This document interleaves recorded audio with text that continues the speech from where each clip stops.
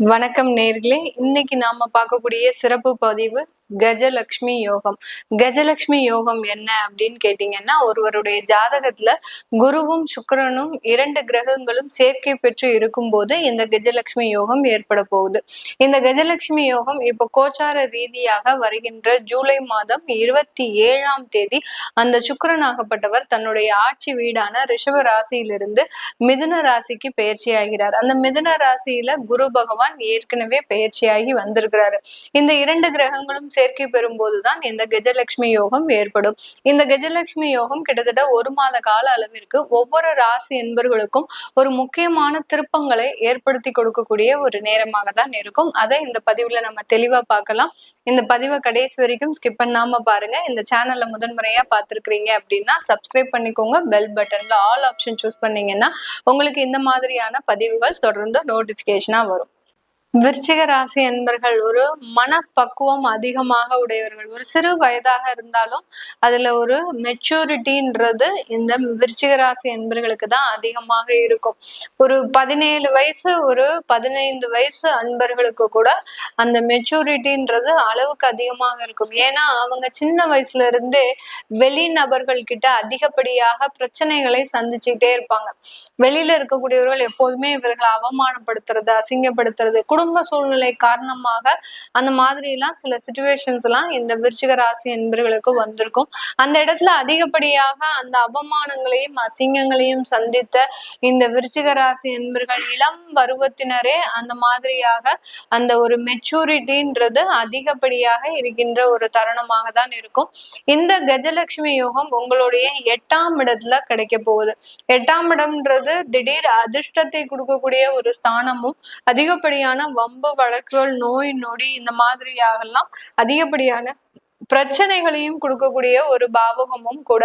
அப்போ இந்த இடத்துல கஜலட்சுமி யோகம் எதை நோக்கி செயல்பட போகுது அப்படின்னு கேட்டீங்கன்னா, அந்த குருன்றவர் உங்களுடைய தனம், குடும்ப, வாக்கு, அடுத்து பூர்வ புண்ணிய ஸ்தானாதிபதி, அடுத்து சுக்கிரன் ஆகப்பட்டவர் உங்களுடைய விரையாதிபதி, உங்களுடைய களத்திராதிபதி. இந்த 4 விஷயங்களுக்குள்ளதான் உங்களுக்கு அந்த 8ஆம் இடம் ஒரு சில மாற்றத்தை கொடுக்க போகுது. இந்த குடும்பத்துல ஏற்கனவே பிரச்சனைகள் இருக்கு அப்படின்ற பட்சத்துல அந்த கஜலட்சுமி யோகமாகப்பட்டது திடீர் திருப்பங்களை கொடுக்கறதுக்கு உண்டான ஒரு நேரமாக இருக்கும். பிரிந்த குடும்பங்கள் எல்லாமே மீண்டும் சேர்வதற்குண்டான ஒரு தருணம். இந்த காலகட்டம் குழந்தைகள் இல்ல, குழந்தைகள் வளர்ப்புல, அதாவது குழந்தைகள் பெறதுல உங்களுக்கு பிரச்சனைகள் இருக்கு, உங்களுக்கு IVF எடுத்தாலும் பிரச்சனைகள் இருக்கு அப்படின்னு சொன்ன டாக்டர்ஸே பாத்தீங்கன்னா இப்போ உங்களுக்கு ஒரு சில நிவர்த்திகளை கண்டுபிடிச்சிருப்பாங்க. நீங்க இந்த மாதிரியான ரெகுலர் ட்ரீட்மெண்ட் நீங்க போய்கிட்டே இருக்கிறீங்க விருச்சிக ராசி என்பவர்கள். அதனால அந்த குழந்தை எப்படியாவது உங்களுக்கு வேணும் அப்படின்ற ஒரு முயற்சியின் பேர்ல இப்போ மருத்துவர்கள் மூலமாக ஒரு பாசிட்டிவான ரிசல்ட் அப்படின்றது இந்த 8ஆம் இடத்துல இருக்கக்கூடிய அந்த கஜலட்சுமி யோகம் உங்களுக்கு கொடுக்கறதுக்கு உண்டான ஒரு தருணம். அடுத்து பாத்தீங்கன்னா வீட்டுல அந்த கணவன் மனைவி ஒற்றுமைன்றது பெரிய அளவுக்கு ரொம்ப தூரமா போயிடுச்சு. இன்னுமே ஒட்டவே ஒட்டாது அப்படின்ற மாதிரியாக தான் அந்த கணவன் மனைவி உறவுகள்ன்றது இருக்கு இந்த விருச்சிக ராசி என்பவர்களுக்கு. எல்லா இடத்துலயுமே பாத்தீங்கன்னா பயங்கரமான கோர்ட்டு கேஸ் வழக்குகள், அந்த வழக்குகள் எல்லாம் பாத்தீங்கன்னா ஒரு பக்கம் ஒரு வக்கீல் உங்களுக்கு சாதகமாக சொல்வாரு, இன்னொரு பக்கம் பாத்தீங்கன்னா அதே வக்கீல் வேற விதமாக சொல்வாரு. அந்த மாதிரியாக நீங்களே என்ன முடிவு பண்றதுன்னு தெரியாது. இது நமக்கு நல்லதா நடக்குதா, இல்ல கெடுதலா நடக்குதா, இல்ல நம்ம தவறான முடிவுகளை எடுத்துட்டோமா அப்படின்ற மாதிரி எல்லாம் அந்த கணவன் மனைவி ஒற்றுமையில 3வது நபர் தலையீட்டுனால மிக பெரிய பிரிவுகள்லாம் சந்தித்த இந்த விருச்சிக ராசி என்பர்களுக்கு பெரிய அளவு திருப்பங்கள், பெரிய அளவு மாற்றங்களை இந்த கஜலட்சுமி யோகம் கொடுக்க போகுது. அது பிரிவுகளாக இருக்கலாம், இல்ல ஒன்று சேருவதற்கு உண்டான ஒரு மாற்றங்களாக இருக்கலாம். மேக்சிமம் பிரிவுகள்ன்றது கிடையாது. ஏன்னா இந்த விருச்சிக ராசி என்பர்களுக்கு இப்ப தசாபுத்தி நல்லா இருக்கு அப்படின்ற பட்சத்துல அந்த பிரிவுகளை இந்த கஜலட்சுமி யோகம் கொடுக்கவே கொடுக்காது.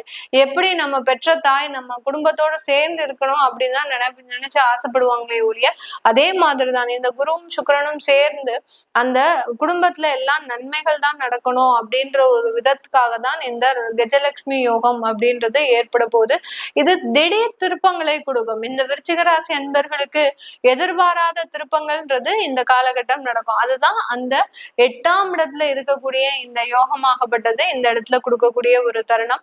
வெளிநாட்டுல இருக்கக்கூடியவர்கள் இந்த காலகட்டத்துல உங்களுடைய பணத்தை இரட்டிப்பாக்குறதுக்கு உண்டான ஒரு நேரம். ஒரு இடத்துல இன்வெஸ்ட்மெண்ட் போட்டீங்கன்னா கிட்டத்தட்ட ஒரே மாசத்துல அது 3 மடங்காக ரிட்டர்ன் வர்றதற்கு உண்டான ஒரு நேரமாக தான் இந்த விருச்சிக ராசி என்பர்களுக்கு இருக்கும். திடீர் ராஜயோகத்தை கூட கொடுக்கும். ஏன்னா சில பேர் வெளிநாட்டுல இருக்கிறவங்க மலேசியா, சிங்கப்பூர், அதுக்கப்புறம் பாத்தீங்கன்னா வேற இடத்துல எல்லாம் இருக்கிறவங்க அந்த லாட்ரின்றத நிறைய விரும்புறாங்க. அதை எடுத்துக்கணும் அப்படின்ற மாதிரியாக ஆசைப்படுறாங்க. அதுல எல்லாம் அவங்களுக்கு ஒரு நல்ல ஒரு முன்னேற்றங்கள். எப்போதுமே விழாத சில லாட்ரிஸ் இவங்களுக்கு இப்ப விழும். அந்த மாதிரி எல்லாம் யோகம்லாம் இருக்கக்கூடிய ஒரு நேரம் தான் இந்த விருச்சிக ராசி என்பர்களுக்கு. இந்த மாதிரியாக எல்லாம் உங்களுடைய லைஃப்ல இருக்கு அப்படின்னா கீழே கமெண்ட் பாக்ஸ்ல பதிவு பண்ணுங்க. எனக்கு இந்த மாதிரியாக குடும்ப பிரச்சனைகள் இருக்கு, அடுத்து பாத்தீங்கன்னா நான் இந்த மாதிரி லாட்ரி வாங்கணும்னு நினைக்கிறேன், அடுத்து என்னுடைய குழந்தைக்காக நான் சில முயற்சிகளை செஞ்சுட்டு இருக்கிறேன், இப்படி எல்லாம் என்னென்ன முயற்சிகள் பண்றீங்களோ அது எல்லாத்தையுமே கீழே கமெண்ட் பாக்ஸ்ல பதிவு பண்ணலாம்.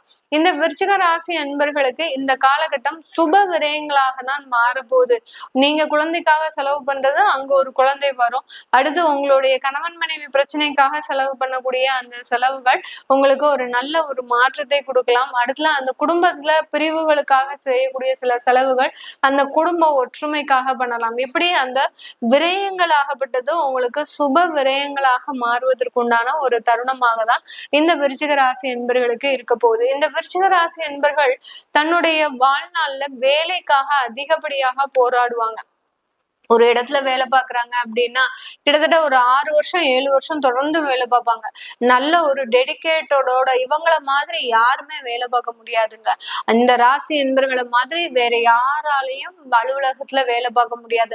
மற்றவர்களாவது பொழுதுபோக்கிக்கிட்டு, அதாவது ஒருத்தர்கிட்ட பேசிக்கிட்டே, ஒருத்தர்கிட்ட ஜாலியா, இல்ல டீக்கு எந்திரிச்சு போய் போகிறது, இல்ல ஒரு விதமான ஒரு பேச்சுவார்த்தைகளோட அந்த வேலைகளை செய்வாங்க. ஆனா இந்த விருச்சிக ராசி என்பர்கள் ஒரு வேலை செய்யறாங்க, ஆபீஸ்ல அலுவலகத்துல வேலை செய்யறாங்க அப்படின்னா ரொம்ப டெடிகேட்டடோட ஒரு இன்டர்வெல்க்கு கூட எந்திரிச்சு போக மாட்டாங்க. ஒரு டீ காஃபி குடிக்கணும், ஒரு லஞ்சுக்கு போகணும், லஞ்ச் டயத்துல கூட வேலை இருந்ததுன்னா இந்த முடிச்சுட்டு வந்துடுறேன், இந்த முடிச்சுட்டு வந்துடுறேன் அப்படின்னு அந்த வேலை தான் இவங்களுக்கு உயிரே. வேற எதுவுமே இவங்களுக்கு உயிரே கிடையாது. அந்த அளவுக்கு அந்த வேலைன்னு வந்துருச்சுன்னா அந்த அளவுக்கு மிகப்பெரிய ஒரு டெடிகேட்டடா வேலை செய்வாங்க.